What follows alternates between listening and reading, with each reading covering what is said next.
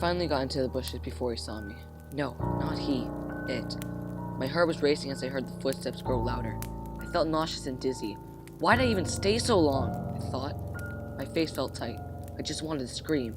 Each thump in my head getting louder and stronger until I felt like I was going to burst. As I was going out for Halloween, I texted Barry to reassure the location. I could feel the butterflies in my stomach as I was heading off to Melanie Lane. This is my last year of trick-or-treating, and I wanted to make it the best. 9:30 p.m. I got there, and I was greeted by Barry and Mariah. We were out for an hour, and we'd gotten half our pillowcase full. We were all talking about the candy we got and what we would trade for a big bag of Doritos. That's when I noticed it. It was just standing in the middle of the road, wearing a white mask and all black. I felt a pin in my stomach, but I continued. 10:45 p.m. My steps were slightly off. I assumed my feet were just tired. I felt uneasy as the blood rushed to my face. I turned around and I saw it looking at a child, who looked about 10 years old with blonde curly hair. The kid collapsed on the ground. I saw his rosy cheeks fade from his face as his eyes closed. 11:45 p.m. Guys, we should go back home. I don't feel safe, and I feel like I'm gonna throw up, I said. Before they could respond, we heard shrieks down the street. I looked up and I saw it holding a police officer with its tentacles, strangling the man as we saw the life drain from his eyes.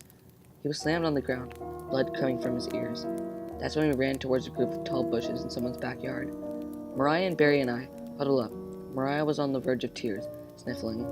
Barry put his hand on her mouth to keep her quiet. 12 a.m. We were still hiding in the bushes. The chill was getting to us. We had to leave now. I signaled them to run. We heard the twigs snapping. It was too late. I ran as fast as I could, all the way back to my house. I looked behind myself, and I saw it using its tentacles to move. I jumped into a bush at my house. My heart was racing. Every breath I took stung my lungs.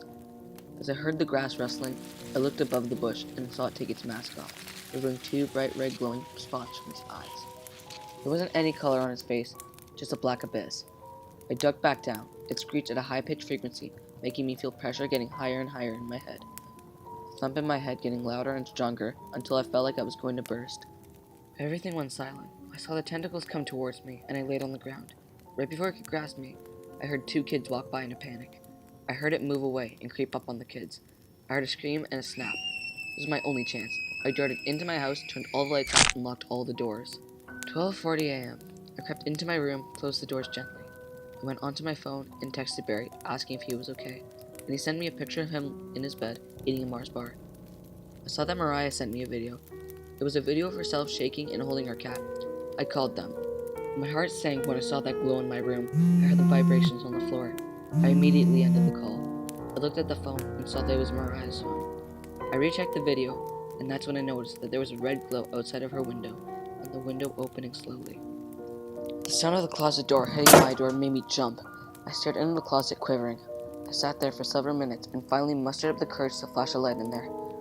I saw Mariah, tied up, barely conscious, looking at me. I was confused as I felt my head get tighter. I looked behind me. No one was there.